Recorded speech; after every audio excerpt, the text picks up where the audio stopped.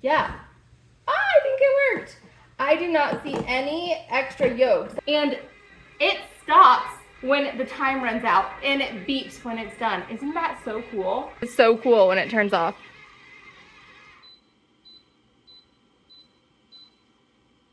Isn't that neat? Hey everyone, welcome back. I'm Carrie and this is Keep It Simple DIY. Today I am extremely excited. I got a new toy. I want to try it out. Let me tell you a little bit about this. So if you've been around for a while, you know that when I made the sourdough cinnamon twists, the brioche bread cinnamon roll things, I burned out my KitchenAid. So my KitchenAid's motor completely stopped. It overheated, shut down. I thought it was a goner. Since then, my KitchenAid has been working, but it doesn't really work to do any doughs that are thicker than like a chocolate chip cookie dough. I tried making chocolate cookies for Christmas and it overloaded itself. I also made some nut roll cookies that's a really thick dough and it overheated and I had to finish mixing by hand. So I've been in the market for a new mixer. I've been looking into Bosch, I've been looking into Anscrum, and those are so expensive. So I wanted to try something cheaper.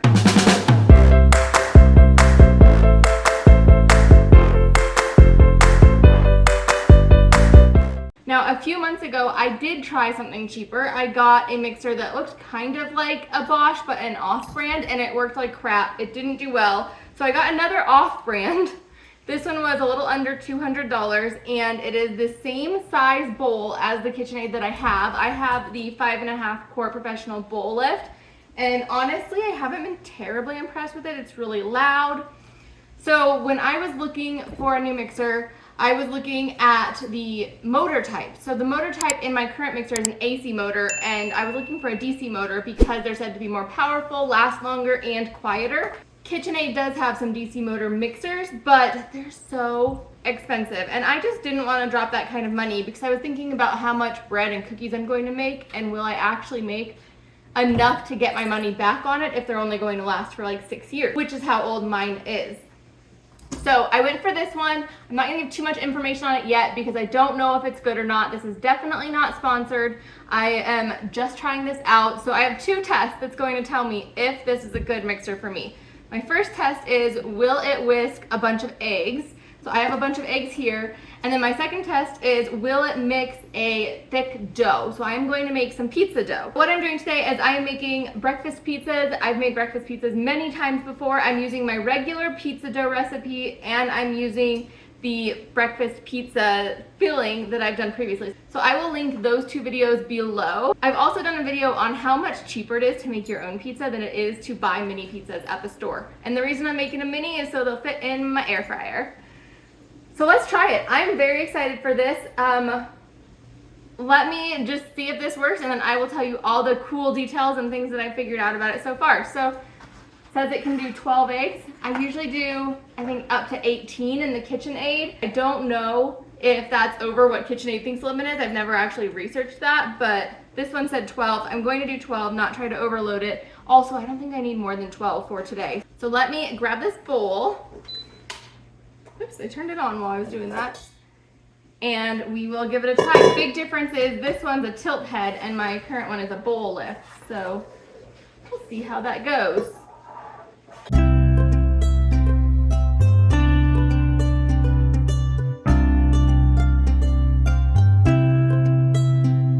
My 12 eggs in the mixer. I'm adding about 3/4 cup of water. I like to add about a tablespoon of water per egg. You could use milk, you could use cream. I usually just use water. I'm also going to add some salt and some pepper to my eggs. And then it's time to see. I am super hopeful, you guys. If this works, I'm gonna be so happy. All right, let's give this a try. I'm going to take this off so it's easier to get the bowl on. Oops, gotta get it lined in, put it on. That's good. Now what I don't know is if I should be using the lid so it doesn't splatter or not. So let's see, we'll put this down.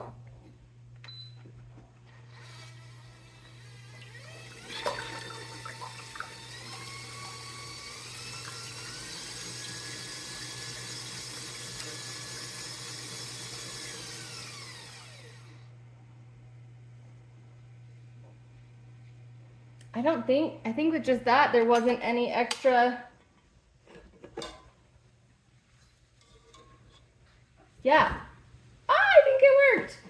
do not see any extra yolks. That was the problem with the other one that I had.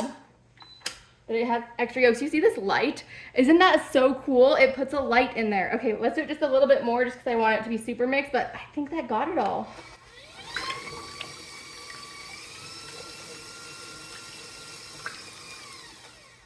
Yeah, oh my gosh. That is so cool. So if I turn it to the power, it turns that light on. Isn't that neat? Oh, I'm so happy. Okay, I'm gonna cook up these eggs, wash out the bowl, and then I'm gonna try the dough.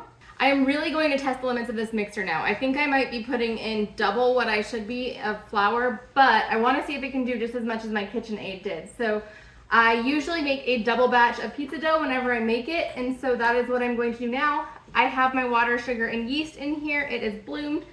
And now I need to add the flour, the salt, and the oil.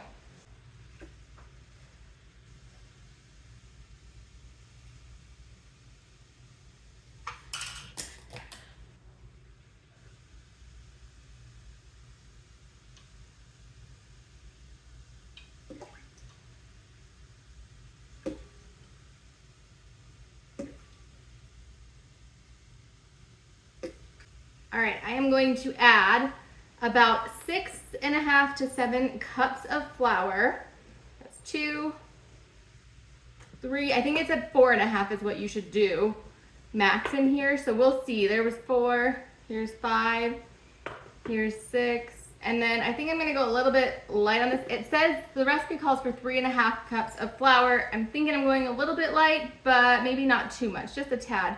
Mainly because flour is really dry out here. Let's see how this goes. Put this thing on.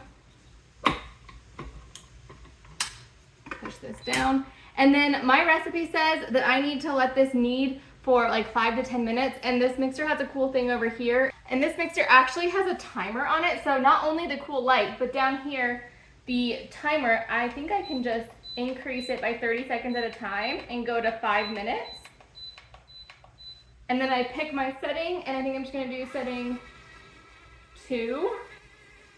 So 1, 2, and 3 are for dough, just like with the KitchenAid. So now it is just going to go, and it stops when the time runs out, and it beeps when it's done. Isn't that so cool? You guys, this is amazing. Do you hear how quiet it is?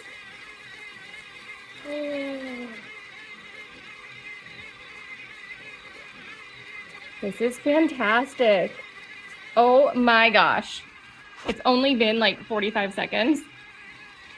And it's doing, oh my gosh, better than my KitchenAid.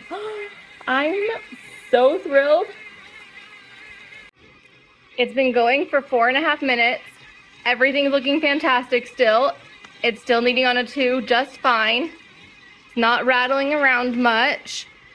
It's not warm at all. It is still super cold. My KitchenAid would be overheating at this point. And now I have 10 seconds left.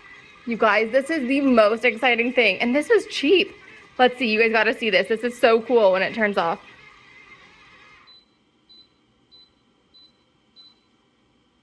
Isn't that neat?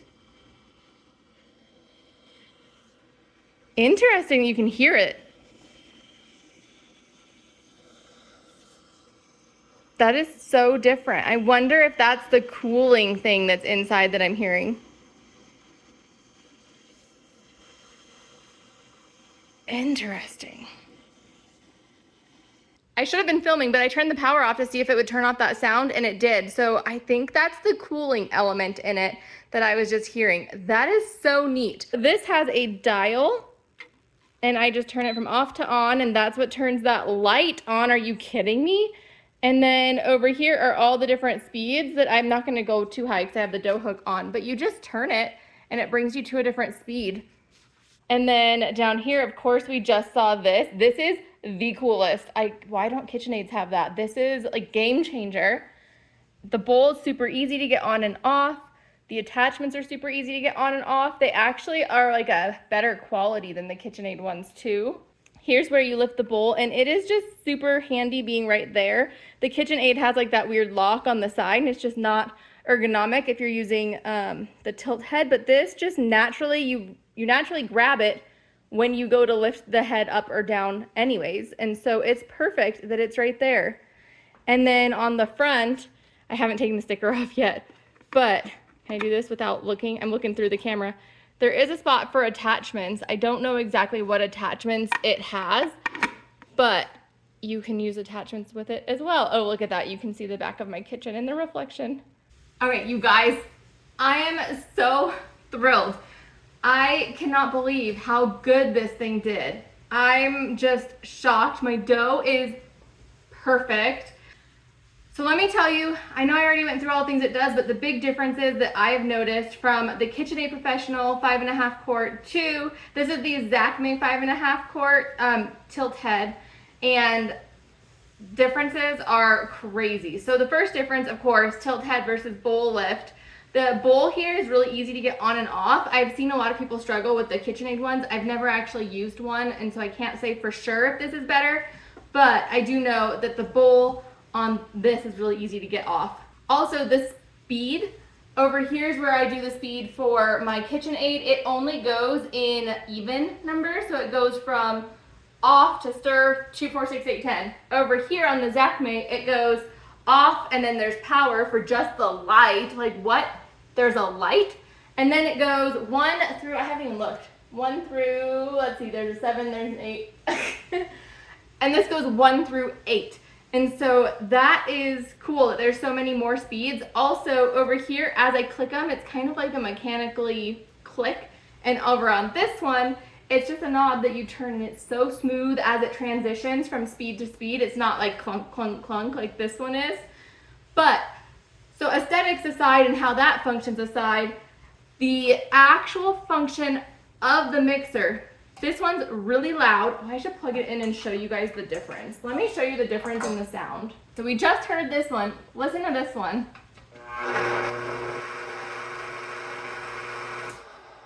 Now listen to this one. Whoop, wrong way.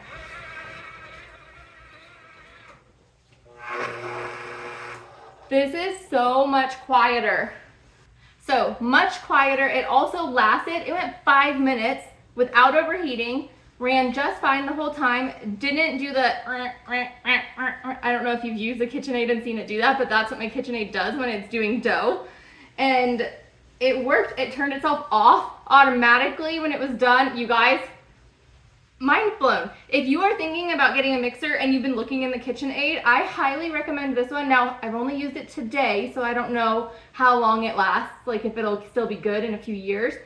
But I would highly recommend going for this one. It is significantly cheaper. It was under $200. I'll link it below. It is an affiliate link, which means if you buy through that link, I'll get a small commission, but not sponsored in any way. But I am, can I say I'm thrilled again? Like, I'm so excited.